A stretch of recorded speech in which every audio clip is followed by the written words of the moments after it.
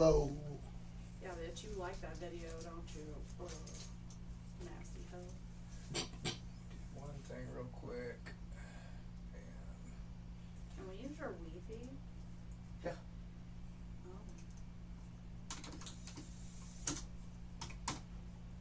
Remember that. Change the. So we're not. Okay. You guys ready? Yep. You need my Wi-Fi? No. Okay. Alright, we ready? Let's do it. 3, 2, 1. Yeah. Joe Rogan podcast. Hold Just on. kidding.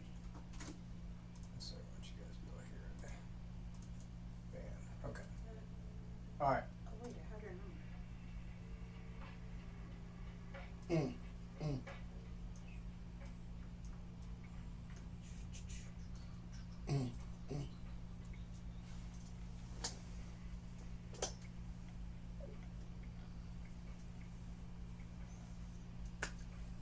It's a little long. Yeah. I like it.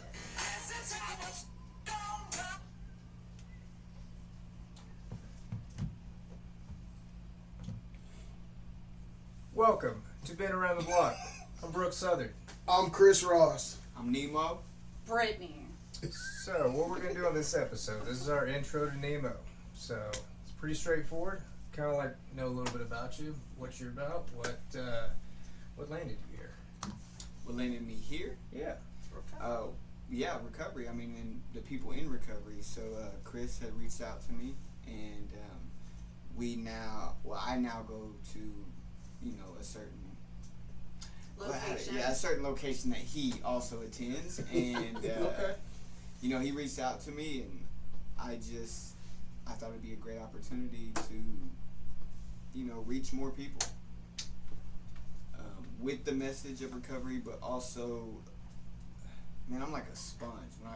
Right when I came in here and I seen all this, man, I want to learn all this, Yep. And but I also had made a post not too long ago, how if you are, creative or you're trying to create content, and I mean that goes for podcasts too, and you're trying to get your name out there, I've been blessed with a platform through doing comedy, and it actually went way bigger than I ever imagined, but Millions.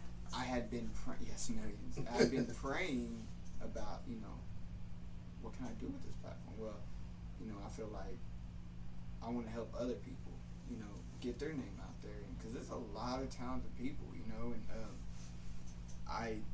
so I've been putting people in my videos now, and now I get to be a part of this Been Around the Block podcast, and that's just one more thing, I'm trying to help everyone in my city.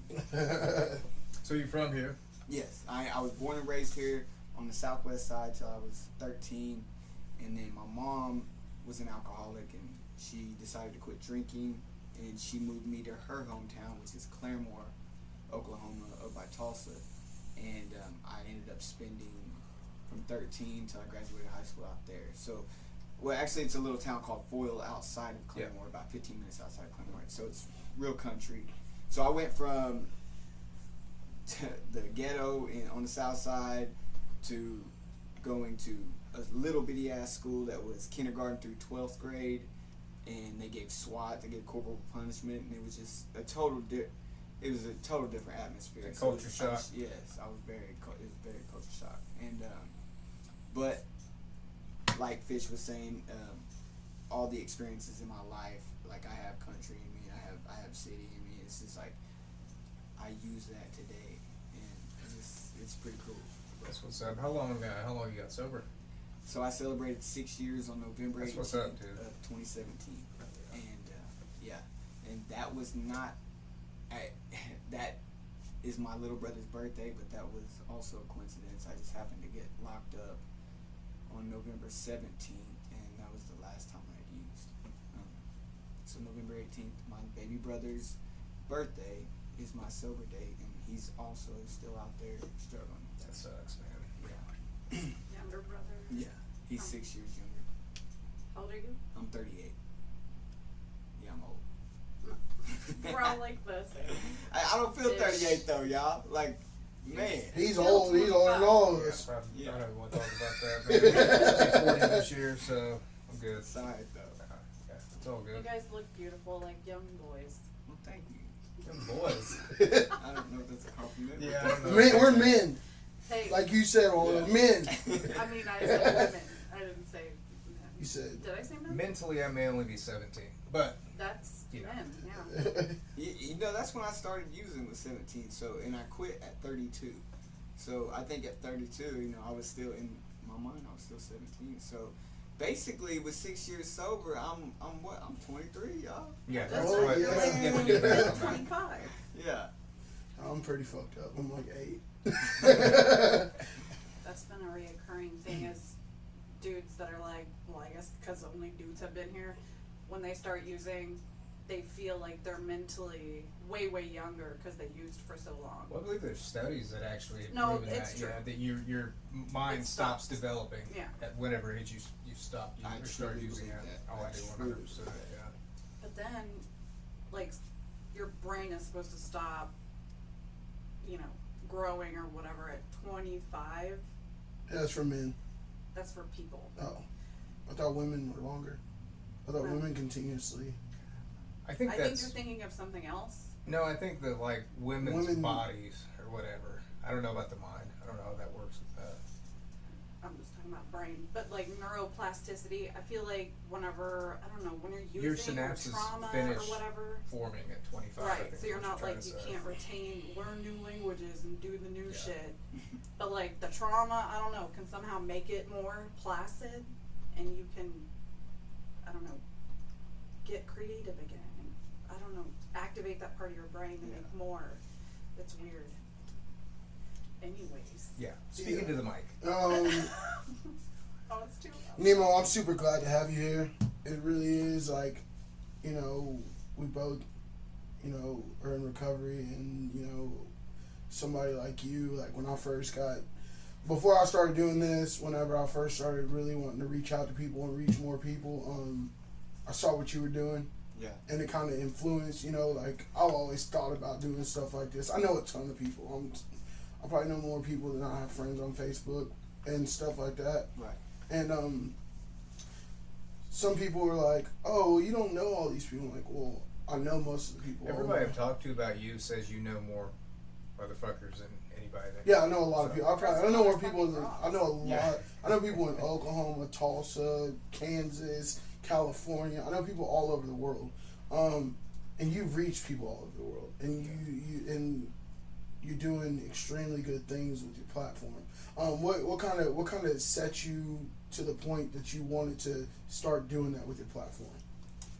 Gearing it towards recovery. Yes. Or so I was just playing in the backyard with my phone. Actually, you know, me and Bruce, and we never imagined. We just wanted to make people laugh on, you know, our personal friends on Facebook, and we never imagined. We were just using TikTok for the editing, and of course I posted it to TikTok, but I didn't know anything about TikTok. And then when I woke up the next day, it had 23,000 views and like over 2,000 likes, and you know, and it was like, and I called him. I was like, oh my god, bro. So from there, I mean, we both always clowned around with each other, and we, you know, being funny and stuff, and we always have these ideas, you know, because we like stupid comedy. You know, that's what I like. I like Ben Stiller, like Will Ferrell type comedies. Step Brothers. Yes, and that's the kind of comedy that, you know, I enjoy, and he does too. So we were able to do that. But what made me geared towards recovery was I'd gotten a message. At this time, I think we had like 100,000 followers. You know, not where I'm at now, but I had maybe 100,000 followers, and I had someone reach out to me. I guess they got wind that I was in recovery, and they were struggling. And so instead of, I mean, I messaged him back, but I also wanted to, so I put a video out there, you know, and just let people know, you know, if to not give up.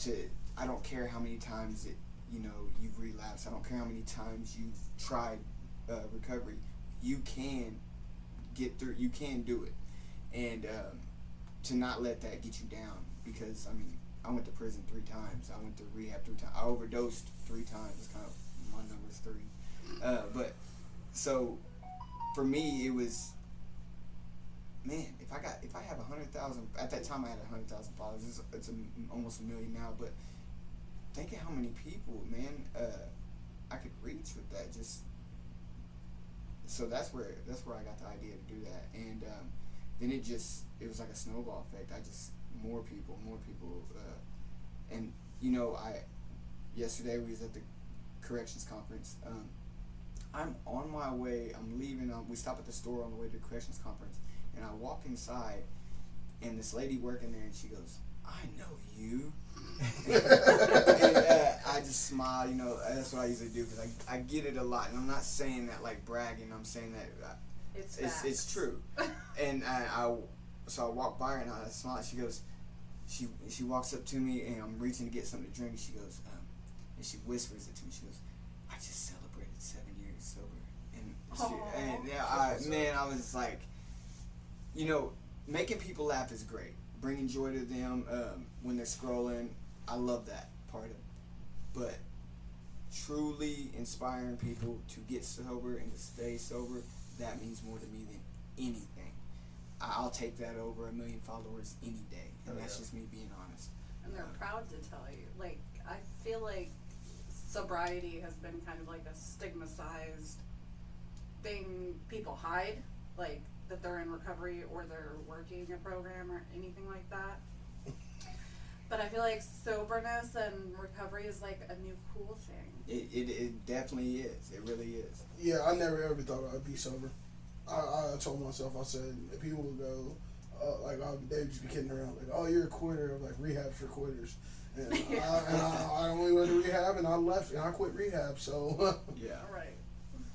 And I think it goes further than that, like, there's kids on TikTok, and if they see that, that could steer them away from having to live a life like that, so it goes a lot further than that, and I got kids, so, and I my 2 girls, older girls, I pop up on their FYP and they just roll their eyes, keep scrolling, they don't care.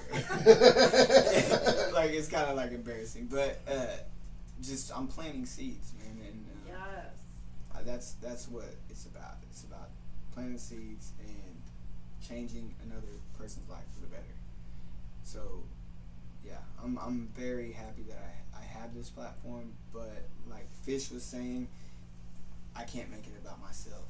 And that's why when I prayed that prayer about what can I do with it, I want to help others, Yeah, that's awesome.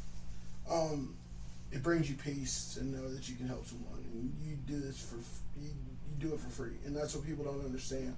So most people are like, "Oh, it's money involved," and like, no. No, I work construction. I am a commercial waterproofer during the day, and I am a barber at night. I have a barber shop at home. I'm also going to barber school. I have about 400 hours left to barber school, but so no, social media. I am not rich from social media, guys. I mean, I scrolled his page just because Chris said you were coming, and I was like, haha, funny guy. But upon just scrolling, I saw that you had 2 other jobs. Yes. So it's very obvious if you just look. Yes, and I help run sober living houses too, 4 of them. Shout out to Better Together Recovery and Blake Beckner. Go Blake. Oh. Yeah, I love Blake. He inspired me to get my vision board. Yeah, So I look at it every day. I have the same vision board in my barbershop, and I look at it every day. And I change it once a year. It's my 12-month goals. And Blake Beckner taught me that too. Yeah. Mine's different every He month. said you wake up and see it every day. It gives you, if you write it down and you throw it away, you have like a 19% It's chance. a 60. 64%. Yeah, and then if you write it down look at it. and read it every day. It's 90 something. 90 Yeah. something. Yeah, I like those odds. Those are good. Me too. Blake is like a big inspiration to me, man. He's like, with some of the things that I'm doing right now, he's one of those people that's like, man, he got out of prison and he did his thing, and he just shows that, you can't let like, people make up excuses and say, "Oh, well, I went to prison and this is the reason why I don't have this, or this is the reason why I don't have that." And I'm like, no, it's called being lazy. It's a difference. People be lazy as fuck. Blake has this saying, and shout out to Blake, because he is the reason I'm here today. Like everything I had, he played a big part in it. But he always has the saying that boys do what they want to do, men do what they have to do. Yeah. It's good. I like that. Me too. Do you want to kind of go over what got you to this point? You can fast track it if you'd like. So, Like my story? your story. Can I ask, because this was brought up at the end of McLeod. You guys say Fish, I say McLeod because that sounds easier for me. But I was going to ask you anyway, just because of the social media ego thing, like the likes and the attention, kind of getting, I'm not going to say, I'm going to say shoved into where you didn't know all the attention was going to be focused on you. Have you had any kind of negative feedback? Lots. I get lots every day. I don't really focus on it, and I try not to, because I get thousands of comments, and I don't. And in those thousands of comments, there's a lot of hateful comments, and if you focus on those, it'll really, I don't care who you are, it'll really take a toll on you. So my deal is, I don't like to read comments a lot, and it's not that I don't care about the people. I read messages. If you inbox me or DM me, I'm going to respond, because a hater only comments. He ain't man enough to message me. I promise you. Or woman. But that's just it. It's all men. It's all men that be hating. It ain't really? Yes, it ain't no women. I've seen some of your screenshots. Yeah, it's all insecure ass dudes. And it's weirdly about like music choice. Well, The things some Yeah, I've seen the ones like, I saw why were are not you like so, that. Who cares? It's got like range. Like what the fuck? I've just seen some of the I've seen some of the things that you do, and I've seen like people try to one of the ones I've seen, like a lady talking about racism or something like that, and I'm like, so you just want to take somebody's fucking joy away just because they're having fun, and you want to turn it into something that just has nothing to do with it. Yeah, it's a reflection on them. Exactly. I mean, It's all 100%. perception. Yeah. And that's why I say I ignore a lot of comments. I just let it go. A lot of times my fans will get in their ass, and I'll let them do it. You got that NBA young boy following. I don't even gotta say nothing. What are your Swifties called? Pneumonians? No, I don't know. Pneumonians? That sounds Nice kind of. Nah, man. Shout out to my fans. They show so much love. It's insane. I truly enjoy creating funny content. Like I had an idea before I came here, and I had to write it down because I'm gonna make it later. On the way here, I had an idea, and literally while I'm driving, I'm like, ah! That's how excited I get from making content. And if you do what you love, like the rest will follow. Like my motivation was never 1 million followers. My motivation was never money. But I know that if I continue to do what I truly love and continue to create content that I feel is divinely inspired, because it pops up in my head, it ain't by accident, then all that stuff's going to follow. All that stuff's going to come to me. And what doesn't come to me was not meant for me. It's that simple. It is that simple in my life. So that's me letting go, and that's me taking the principles of recovery and bringing them into things like social media, something I never thought I would be a part of. When I started creating content, I didn't even know what content was. Somebody came up to me and was like, "Bro, I love your content," and I was like, "My videos?" Do I need to zip up? Or? You talking about my videos? I didn't know what that meant,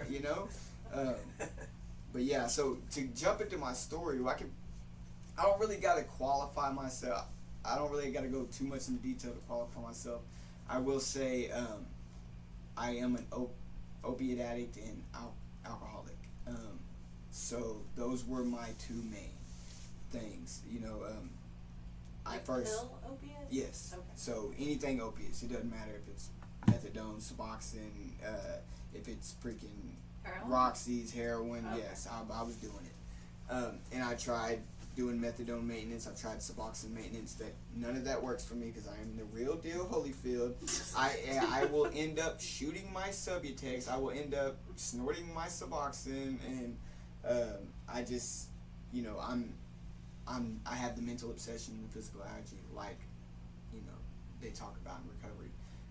So my deal is I have to be totally abstinent from all mood and mind altering substances. I did continue to smoke cigarettes when I very first got sober, you know, but as I continued to work a program and I got really into like fitness, I had to make a decision. Did I want to smoke cigarettes or did I want to work out? Because when you get up in like your mid 30s, I couldn't breathe, and so I let the cigarettes go. But for me, when it comes to, I always get the question, you don't think marijuana's sober? California sober? Yeah, you don't think Suboxone is sober? Oh, you're horrible if you don't think that. Well, I mean, if you're asking me that question, then you already know it's not. I mean, you don't have, come on. Just say you're doing a less harmful drug. I mean, and, you know, if you're doing those things and your life is great, then great. You know, but from my experience, I cannot do those things. I tried to smoke weed. Weed is not new just because it's legal. You know, I would sit there and I would get bored with it. I would smoke marijuana, and one morning I'd wake up and I'd reach for that weed bag and it wasn't there, or it wasn't enough, and I would always go to something more. Subutex, Suboxone, methadone. I've tried that, you know, to get off heroin or Roxy's, Oxys, whatever, and for me it was like trading a monkey on my back for a gorilla. That's what we've You know, heard. yeah, It's was worse. It was a lot worse. And not only that, I felt like it stole my soul. I was numb to the world. I didn't feel any pain, but I also didn't feel any joy. It was like if I was in a room with you and we were joking around, I was like, ha ha ha. It was a forced laughter, you know. And that's how I lived on Suboxone and methadone. But in my mind, I made myself believe, and I would argue to the death of me, that I was sober because I was not putting a needle in my arm anymore, and I was not. Right. But so to the people that do those things, though, I'm not knocking you. I'm just saying I cannot do those In things. your experience.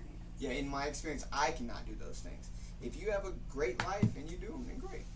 You know, more power to you. Yeah, I couldn't do it. Leo, shit. I had a substance abuse problem with opiates too. I tried the Suboxone, didn't work. Tried Subutex, didn't work. I didn't try methadone. I just knew exactly where it was leading me back to. Things like that. I call it crutch. Yeah. I feel like you're just trading one addiction for another. Most definitely. And marijuana, no problem with it at all. If that really is how you want to think that you're sober, go ahead and continue thinking that. I don't think that though. Yeah. But that's also because if I smoke weed, I smoke weed. I'm a smoker. I smoke weed like I do drugs. So all day, every day. yeah, it's not. I'd be It's licking not. my fingers and picking it up on the ground. So at 32, I had been, at this point in my life, I had been to prison twice. I had overdosed 3 times, and I had been to rehab 3 times, and none of those things had worked. And I found myself in Rogers County Jail, and I was sitting on top of the top bunk, bawling my eyes out, and there was a Bible open. Now, I don't even think I was reading the Bible, y'all. And I'm not, so I'm not trying to get religious here, but there was a scripture that jumped out to me that said, "This poor man cried out, and the Lord heard him and saved him from all his troubles." So right there, I said, "God, take this fucked up life." That was my exact words. I don't know what to do with it. And right when I looked up, I realized I was sitting in the exact same bunk that I was sitting in 10 years prior when I very first went to jail. And I heard a voice say, "You ain't done yet." And it shook me to my core. And I wasn't crying. I realized right there I was not crying because I had lost the girl, the job, the house, the money, all that. I was crying because of the man I had become on the inside. I was 32 years old. I didn't have nothing to show for it. I'd never held down a job longer than 6 months. I treated everyone and everybody in my life or in my path like shit just to get what I could get from them to continue to change the way I felt and think. And including my mother. I would steal from my mom, at the age of 32. And I was just a bum. And it was like I had finally realized that, and I knew from multiple times of trying to change on my own that I couldn't do it. I needed something bigger than me to help me. And so when I read that, it was like that was my moment of surrender. You know, I believe there's two types of surrender. There's a moment of surrender. There's a moment that you decide that you're done. And then there's a daily surrender. There's every day I wake up, you know, like you got these things on the wall right here, and I read these things. You know, I get the same thing. And I'll sit in my barbershop and I'll meditate on some stuff. And I'll plan out my 24 hours ahead, you know, like the book says. Like that one book says. And then I'll set out, you know, and then I'll ask God to guide me. And do I do it perfectly throughout the day? No, but I believe that if I continue to take one step forward and do the best to my ability, that all the other stuff's going to fall into place, and it usually does. And so that's my daily surrender. And my moment of surrender, though, after that, I knew that I was done, and I was going to do whatever it took to stay. So every time I can't say that. So every time a recovery came into jail, I was there. They would call it a recovery class. I would run to it. If it was church, I would go to it. Anything that was God recovery, or anything that was going to help me, I would run to it. And this guy comes up to me and he's like, "Hey, would you like me to bring a meeting to you through the kiosk on Tuesdays?" And he's like, "I'll go over this book with you." And I was like, "Sure." So he comes. Tuesday rolls around. I got this book in my hand. I'm waiting on them to pop up through the kiosk, and it isn't him. It's someone else. And he's like, "Bradley Sparks?" And I said, "Yeah." He goes, "You don't remember me, do you?" I said, "No." He goes, "We had Art 2 together in our sophomore year." He goes, I have 11 months sober, and this time I had 30 days maybe." And he goes, "I'm here to take you through this book." And man, right there, I knew. Powers. It was God was in control. It was like those things, little things like that, was telling me I was in the right path. Synchronicities. What the fuck is that? Yeah, word? what is that called? Synchronicity? Is it synchronicity? Yeah. Okay. I was thinking of serendipity, but I don't know. I mean both. So I get to prison. I ended up going to prison. Just because you make that decision, don't mean your life doesn't fall apart afterwards. Therefore, you know. out. Just because this is to the viewers, just because you make that decision to get sober does not mean you're gonna get your kids right away, the wife back, all Still that. consequences of your actions. Yes, you're still gonna have to pay. Work. You're still gonna have to pay for what you've done. So I had a 5-year sentence to do. You know, they revoked my probation, and so I went. And this time, I knew I was done. When you've been to prison 2 other times before that, though, it does not matter what yard you go to. When you get off the bus, they're going to know who you are. You're going to find somebody who knows you are, and you're going to find someone that gets high. And as soon as I got off, I was getting offered stuff. Hey, you want to hit this? Hey, you want a line? Nah, man, I'm good. You know, I steered clear of that. And like I said, I stayed in recovery rooms. I dropped down into security. I dropped down to work center. If you're a nonviolent offender, or, you know, like, if you don't have no sex crimes, or you're not, like, doing life, you can go down in security in Oklahoma. So you can, so I dropped down to a work center. I get to a work center. I have 18 months sober. He wasn't my sponsor at the time, but he was bringing meetings into the work center every Friday. And I knew at 18 months sober that I still had a lot of stuff on the inside that I had not dealt with. And then I knew that I was going to run back to my old solution if I did not deal with those things that were killing me on the inside. And so I asked him to work steps with me, and he did. He agreed to it, and from there we worked. If you're familiar with 12 steps, we worked 4 and 5 right there, 6, 7. I dropped down to the halfway house, and the halfway house is where you're able to go out and work in the world. You're able to get out, work 8 hours, but you got to come back to prison, and then you got to give them half your paycheck.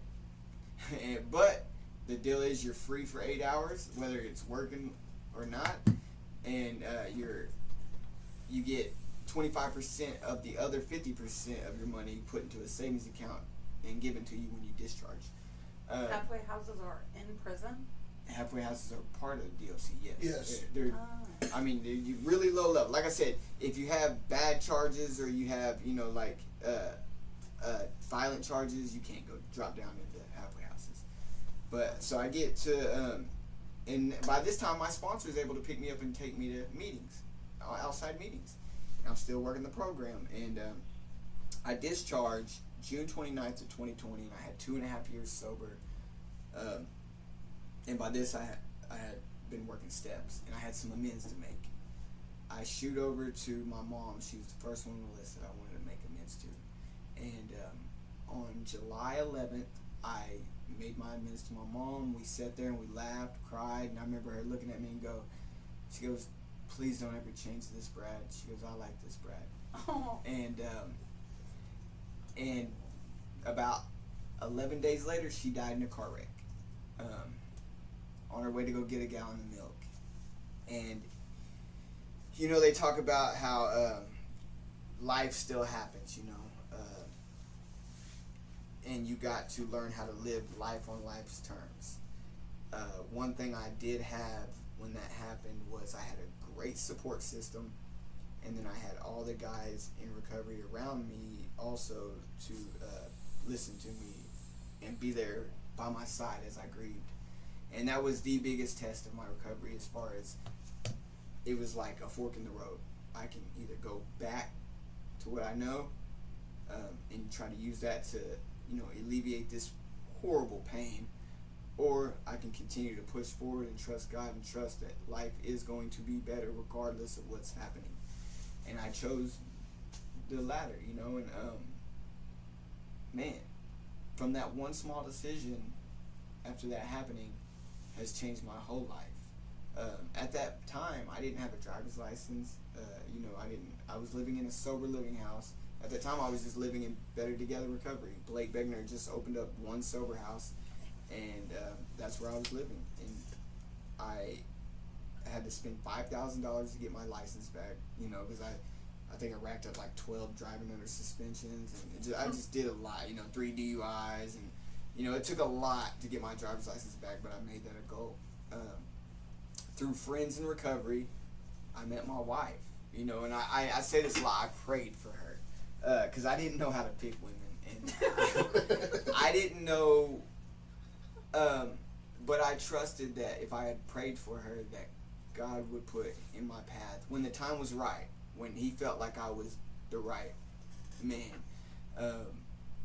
he would put in my path a woman I needed, not a woman I wanted, you know, because our lustful eyes will, you know, pick women for the wrong reasons, or women will pick men for the wrong reasons, and that's what I'd always done before. You know, it's what can I get out of you, not what.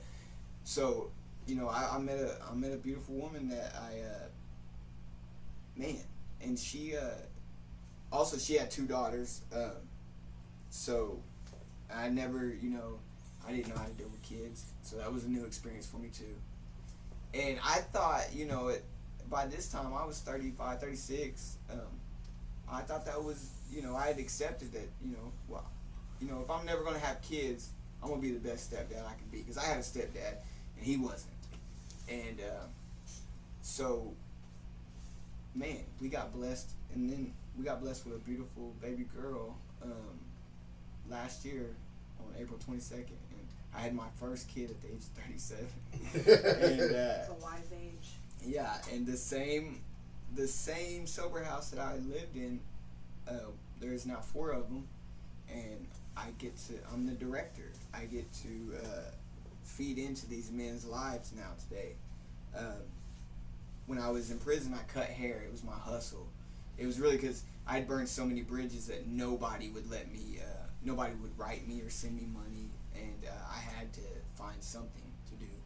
And I ended up picking up a pair of clippers and fucking everyone's head up and calling myself a barber.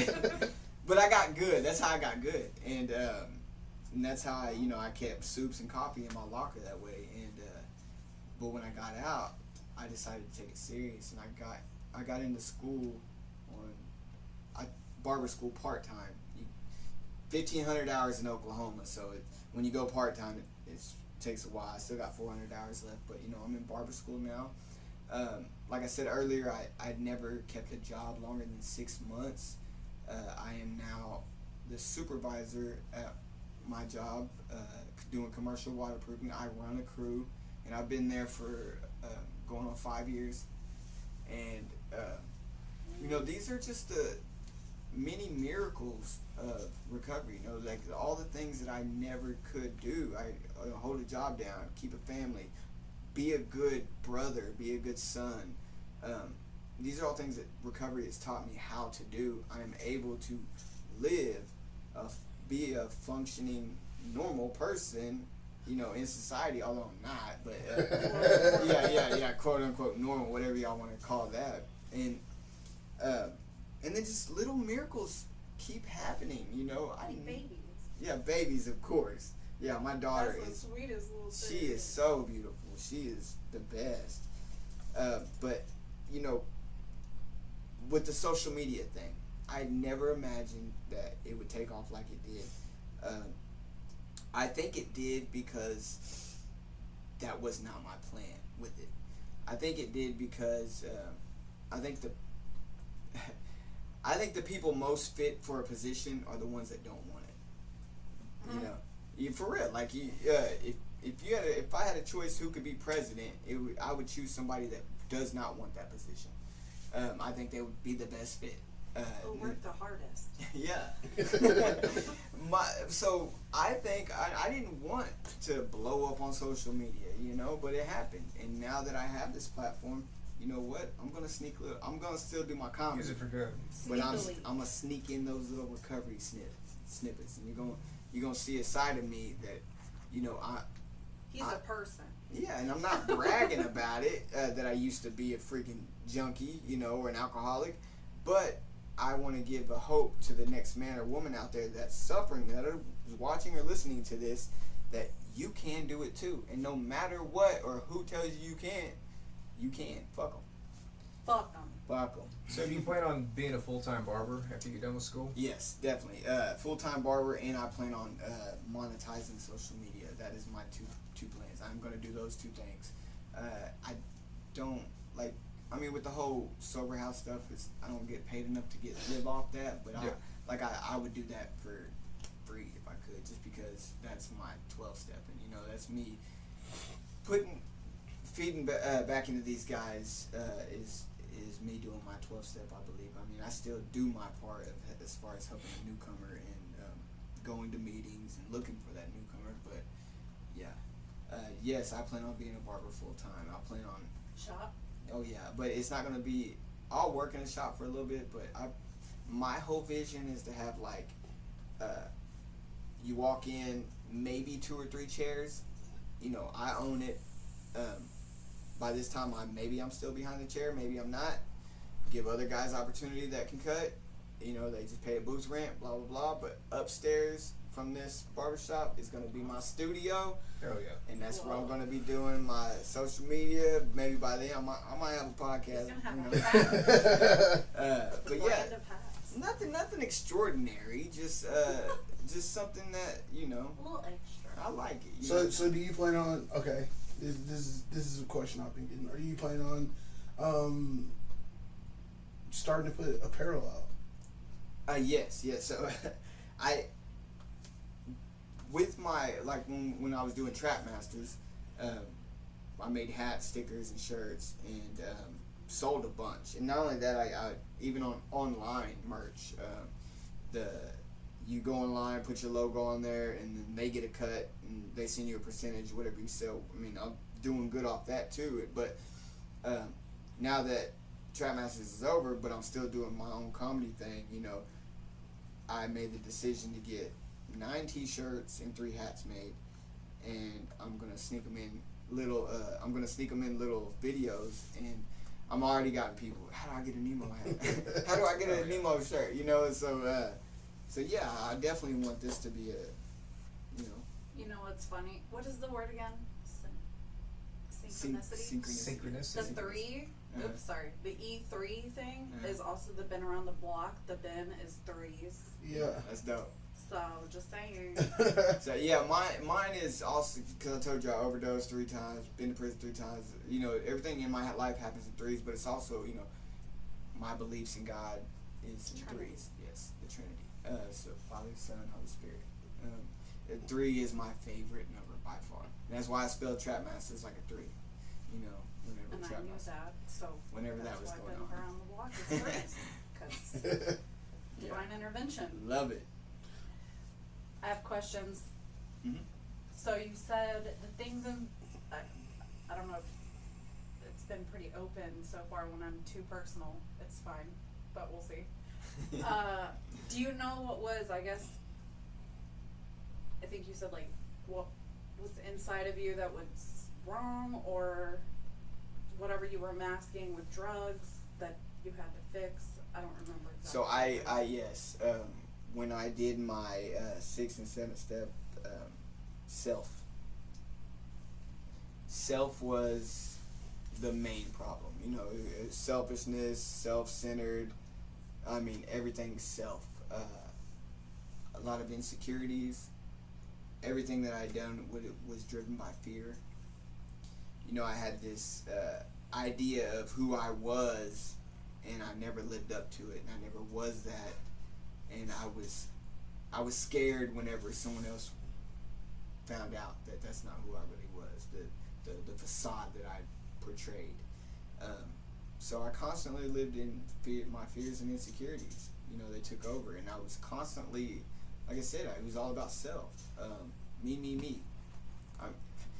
The disease of addiction, if you want to call it a disease, I'm not going to argue that, but the disease of addiction is a very selfish disease. It is, I mean, it's all about what can I take, me.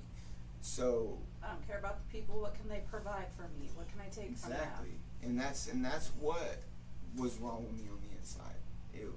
So that's exactly what was wrong. I needed to be humbled, and I was. Oh my God, was I? Yeah.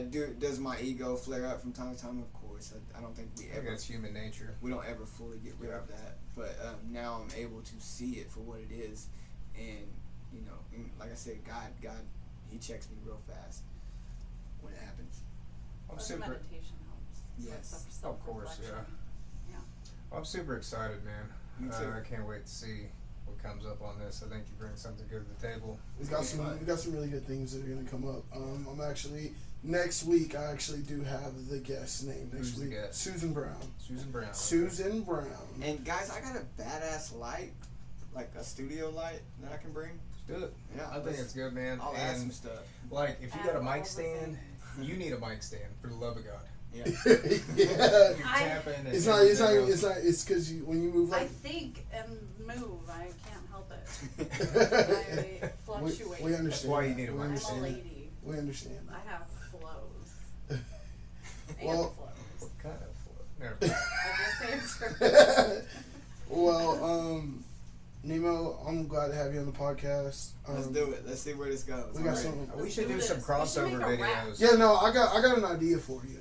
I say, I pull up and pick you up one day, and we have the camera set up in the Oh, car. we're gonna make some skits. Yeah. guys. Yeah, oh yeah, we got some Believe shit that. coming. We're gonna collab. Everybody, music, whatever. Yes, we're gonna make some content. Man. I'll I'm do that. useful too. Yeah, let's do it. Come on. All right.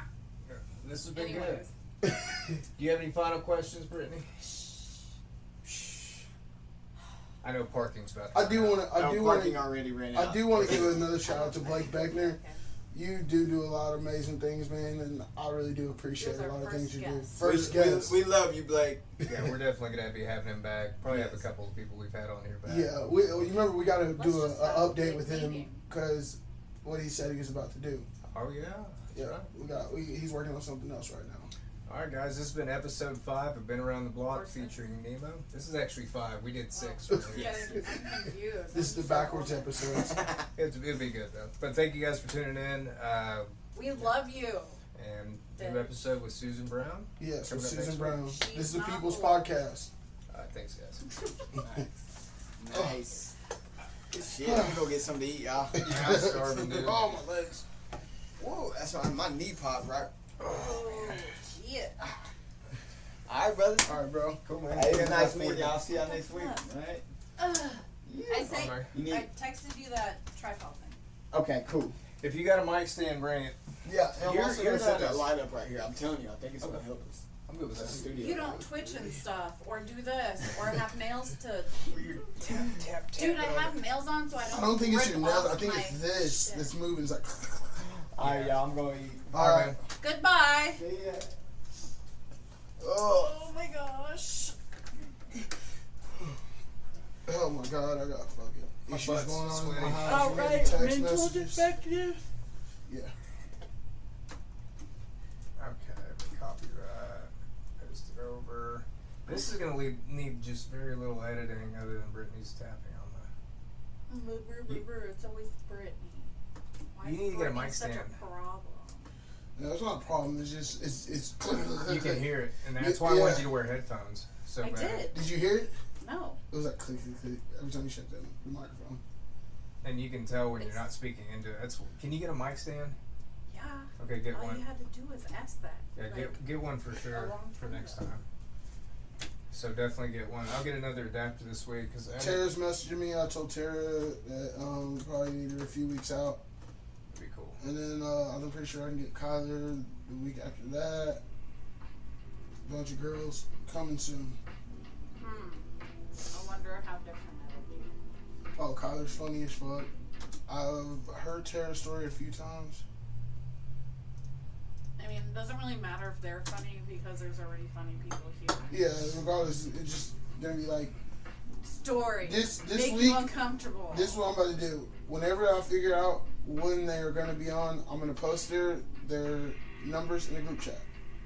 Yeah, just do that. The That's numbers fine. posted in the group chat. You message them. You figure out what you want to ask them. You figure out more about them. You can call and talk to them. Then I will set the date on the calendar. I'll set it on one of my calendars, and I'll have everyone's name wrote out on the date. Or I could just put it on our Google Been Around the Block podcast. I wasn't logged into it. You are now. Not on this, but Brittany. What are we gonna do on this episode? I hate hearing it right next to like in a room.